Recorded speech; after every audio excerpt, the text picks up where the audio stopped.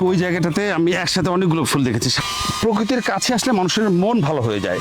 তারপরে যে এই নদী সৃষ্টি করেছে,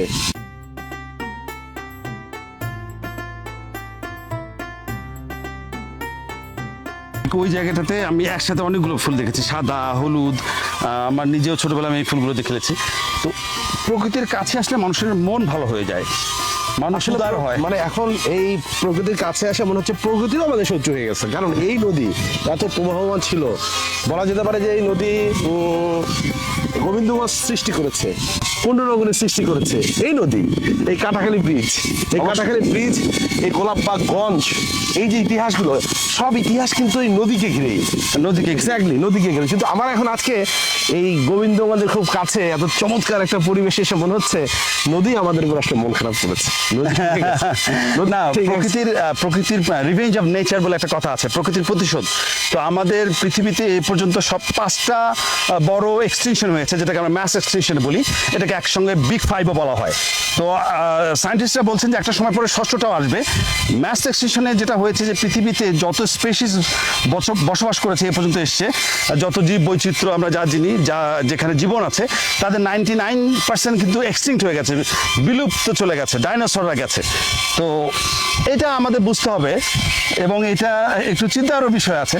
এই নদীর পাড়টাতে তুই যে রাস্তাটা দেখতে পাচ্ছিস, এই রাস্তাটা ছিল একসময় এখান থেকে ঘোড়াঘাট পর্যন্ত একটা রাস্তা, যখন গোবিন্দগঞ্জ নামে ছিল, এবং নদীটা ছিল বিশাল। আমরা যেটা শুনেছি গল্প, যে অনেক বড় নদী ছিল, এখানে বড় বড় বজারা এসে থামতো বাণিজ্যের জন্য মোগল সাম্রাজ্যের সময়, এবং সেখান থেকে কিন্তু গঞ্জের এসছে নামটা।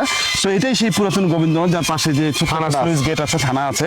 সো আমরা আজকে বেসিক্যালি পুরাতন গোবিন্দগঞ্জ বেড়াতে এসেছিলাম। এসে আমাদের মনে হলো আমরা নস্টালজিয়া হারিয়ে যাচ্ছি। সো একটু ডিগ ডাউন করলাম, অতীতের কথাগুলোতে ফেরত গেলাম।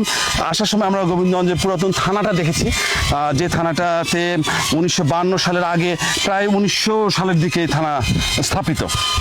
যাই হোক, রাসেল কবির, আবার নেচারে ফেরত আসি। নেচারে ফেরত অর্থ আসলে এইখানে আমরা কোনো সময় আমরাই তো আসি না, বাট এখানে যে এত কিছু আছে, আমরা যখন যে কোনো ভিডিওর দৃশ্যে আমরা বিভিন্ন দেশের কালচারগুলো দেখি, এই যে আমরা চলে আসছি তুর্কিতে, মিশরে, এই গ্রামের জীবনযাত্রা। আমার মনে হয় যে আসলে কেউ যদি সেফ গোবিন্দগঞ্জ থেকে এইটুকু পর্যন্ত আসে, এত নেচারালের শোভা এবং এত কিছু আছে যদি দেখা যায়, আমার মন ভরে যাবে। যেমন আমার এক্স্যাক্টলি আমি শীতল হয়ে গেছে মনে হচ্ছে। হ্যাঁ, নদীর বাতাস। এরপর আমরা এই জায়গায় অনেক আসছি, এক সময় এসএসসি যখন পড়তাম, তখন নদীতে আসলে ভরা ছিল এটা। রাইট, এটা অনেক, তখন মানুষ যাতায়াত করতো, এবং একটু সবুজ ঘাস, তারপর একটু লাল ঘাস, এক্স্যাক্টলি, তারপরে আরেকটা সবুজ চিকন আমি একটু জুতাটা খুলি, কারণ এই যে মাটির যে আসলে একটা স্পর্শ,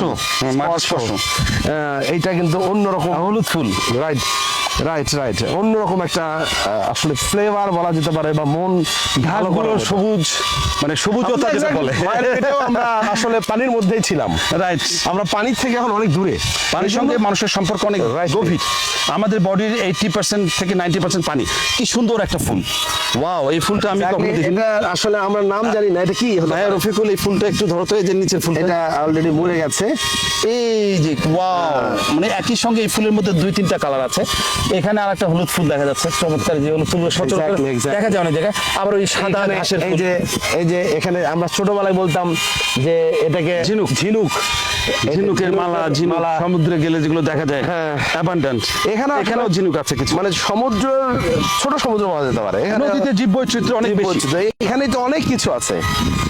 এখানেই আসলে অনেক কিছু, অনেক রকম গাছ আছে, ঘাস, এরপরে ফুল, বালি, সবকিছু মিলেই মানে অনেক কিছু সমাহার এখানে আর কি। শুধু এটা একটু আগে তোমাকে গল্প বলছিলাম রাসেল কবির, আমি একটু তোমাকে থামিয়ে দিব, যে যারা গাছ নার্চার করে, কৃষক বা গার্ডেনার, তাদের নাকি গাছ উপস্থিতি টের পায় 2 কিলোমিটারের মধ্যে। Exactly 2 kilometre. সো বেসিক্যালি গাছের সঙ্গে থাকা, প্রকৃতির সঙ্গে থাকা কিন্তু একটা সৌভাগ্যের ব্যাপার। আমরা যারা শহরে জীবনযাপন করি, যারা শহরের জীবনটাকে মেনে নিয়েছি রিয়েলিটি হিসেবে, তাদের জন্য মাঝে মধ্যে এরকম শহর ফাঁকি দিয়ে এরকম গ্রামে, এরকম নদীর ধারে আসাটা খুব ইম্পর্টেন্ট। এখন আমরা মডার্ন সায়েন্স বলছে যে গাছ এর সঙ্গে মানুষের হৃদ্যতা বা সম্পর্কটা যত বেশি আমরা বিল্ড করব, নেচারের পাশে যত বেশি যাব, আমরা যদি বনের মধ্যে ঘুরি, তাহলে ক্যান্সারের যে প্রতিরোধ প্রতিরোধ যে সেলগুলো আছে আমাদের বডিতে সেগুলো রিজুভিনেট হয়। ন্যাচারাল যেমন একদম ফ্রেশ Exactly. বডিও আসলে সবচেয়ে বড় কথা ন্যাচারাল যে কত বড় পাওয়ার, Right. কত বড় একটা ফোর্স। এই যে আমি যদি একটু দেখাই, রফিকুল একটু দেখাও, এই যে এখানে যে বিচিত্র একটা দৃশ্য, এবং বিচিত্র বলা যেতে পারে আসলে বিচিত্রর বিচিত্র কত রকমের যে দৃশ্য ছড়িয়ে আছে এইখানে, কিছুক্ষণ না থাকলে আসলে বোঝার সুযোগ নেই।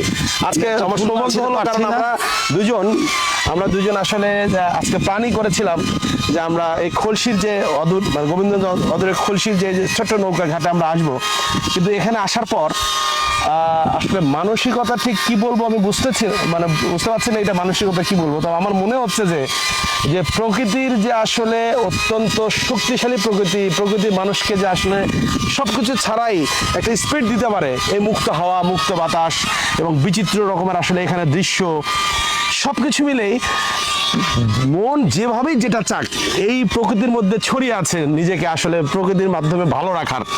রাইট রাইট, অফকোর্স মেন্টাল হেলথের জন্য আপনি যদি প্রকৃতির কাছে বেশি বেশি করে যান তাহলে ডক্টরের কাছে কম যেতে হবে। এটা হচ্ছে লেটেস্ট হচ্ছে থিওরি। আচ্ছা আচ্ছা। আর একটা ছোট্ট কথা বলে আমি রাসেল কবির আমরা শেষ প্রান্তে চলে এসেছি। গোবিন্দগঞ্জ মানুষের জন্য গোবিন্দগঞ্জ মানুষের জন্য এখানে আসার আহ্বান জানাবো। আপনাদের খুব কাছেই গোবিন্দগঞ্জ, পুরাতন গোবিন্দগঞ্জের ঠিক পেছনে যে চট মানে নদীর ঘাটটা আছে, এটা চর খলসি, না খলসি আর কি, খলসি যে ঘাট, সেই ঘাটে মাঝে মধ্যে কেউ আসলে 10 মিনিট সময় লাগে আমাদের ওই যে রেজিস্ট্রি অফিস থেকে আসতে, সর্বোচ্চ 10 মিনিট। হেঁটেও আসা যায়, রিক্সাতেও আসা যায়। ছোট্ট একটা নৌকা আছে, নৌকায় পারাপার হওয়া যায়। এই পাশে সুন্দর গ্রাম আছে, গুচ্ছ গ্রাম আছে। এই নদীর পাড়টাতে এলে মনটা ভালো হয়ে যাবে। আর গাছের সঙ্গে যত বেশি সম্পর্ক আমরা গড়ে তুলবো, প্রকৃতির সঙ্গে যত বেশি আমরা বন্ধুত্ব গড়ে তুলবো, তত বেশি আমরা আমাদের ওয়েলবিং, মেন্টাল ওয়েলবিং, আমাদের মানসিক স্বাস্থ্য ভালো থাকবে, আমরা ভালো থাকবো। যেমন আমি শিওর রাসেল, এই যে আজকে এত ব্যস্ততার মাঝখানে আমরা এখানে যে এসেছি, যতটুকু সময় কাটালাম আমার কাছে খুব ভালো লাগছে। আবার স্যান্ডেল না হারাই ফেলি, স্যান্ডেল খুলে গেছি, আচ্ছা দেখি স্যান্ডেলটা মনে হয় ওই সাইডে আছে। সো বন্ধুরা, thank you so very much.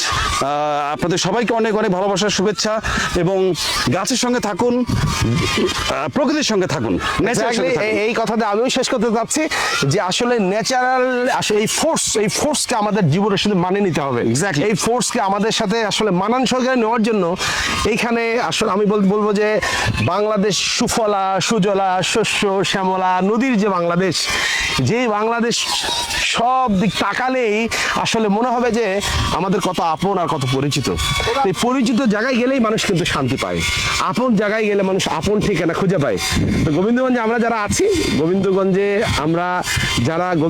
যারা আমরা বসবাস করি অথবা দূরে থাকি, একটা বারা হলো এই কাটাখালী নদী যে তার মহিমা ছড়িয়ে দিয়ে যাচ্ছে অর্ধমৃত অবস্থাও।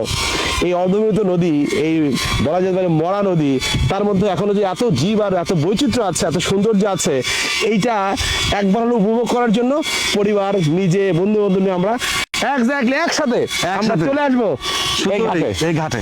আল্লাহ হাফেজ। আল্লাহ হাফেজ। নাহিদ আমার সাথে